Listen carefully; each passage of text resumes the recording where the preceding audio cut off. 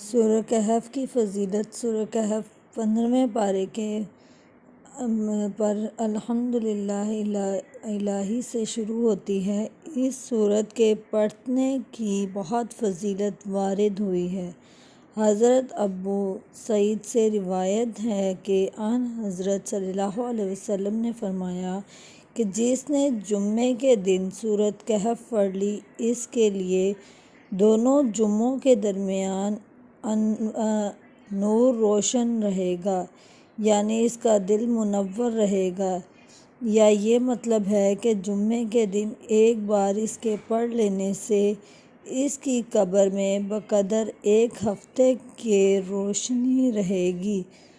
اگر کوئی ہر جمعے کو پڑھ لیا کرے تو اسے موت کے بعد بھی نور ہی نور نصیب ہوگا، گو تمام اعمال صالحہ روشنی کا سبب ہیں۔ حضرت ابو داؤد سے روایت ہے کہ رسول صلی اللہ علیہ وسلم نے ارشاد فرمایا کہ جس نے کہا کہ سورۃ کہف کے اول کی 3 آیات پڑھ لیں، وہ دجال کے فتنہ سے محفوظ رہے گا۔ رواہ الترمذی، قول حسن صحیح۔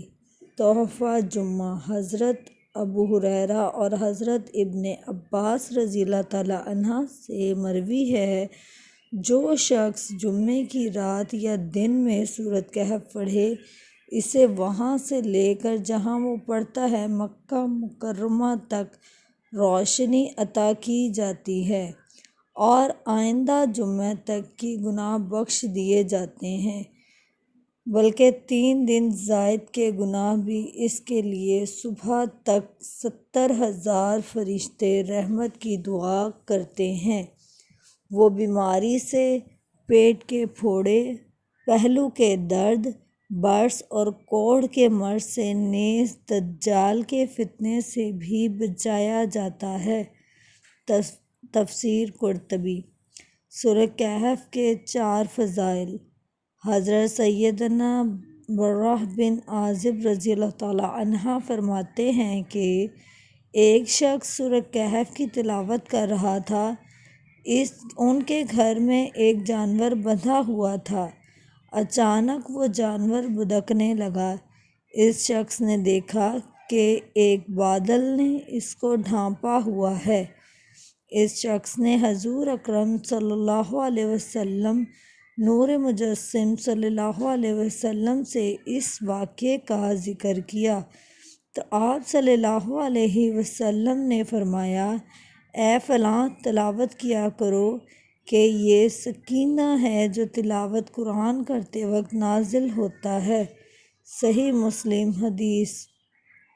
حضرت سیدنا معاذ بن انس جہنی رضی اللہ تعالیٰ عنہ سے روایت ہے، رسول اللہ صلی اللہ علیہ وسلم نے ارشاد فرمایا، جو سورہ کہف کی اول اور آخر سے تلاوت کرے گا، اس کے سر تا پاؤں نور ہی نور ہوگا، اور جو اس کی مکمل تلاوت کرے گا، اس کے لیے آسمان اور زمین کے درمیان نور ہوگا۔ حدیث معاذ بن انس الحدیث۔ حضرت سیدنا ابو سعید خدری رضی اللہ تعالیٰ عنہ سے روایت ہے کہ نبی مکرم نور مجسم صلی اللہ علیہ وسلم نے فرمایا، جو جمعے کے دن سورۃ کہف پڑھے، اس کے لیے 2 جمعوں کے درمیان ایک نور روشن کر دیا جاتا ہے۔ ایک روایت میں ہے، جو شب جمعہ کو پڑھے، اس کے اور بیت العتیق یعنی کعبۃ اللہ شریف کے درمیان ایک نور روشن کر دیا جاتا ہے۔ حضرت سیدنا ابو درداء رضی اللہ تعالیٰ عنہ سے روایت ہے، نبی کریم صلی اللہ علیہ وسلم نے فرمایا، جو سورہ کہف کی پہلی 10 آیتیں یاد کرے گا، دجال سے محفوظ رہے گا۔ ایک روایت میں ہے، جو سورۃ کہف کی آخری 10 آیتیں یاد کرے گا دجال سے محفوظ رہے گا۔ صحیح مسلم الحدیث۔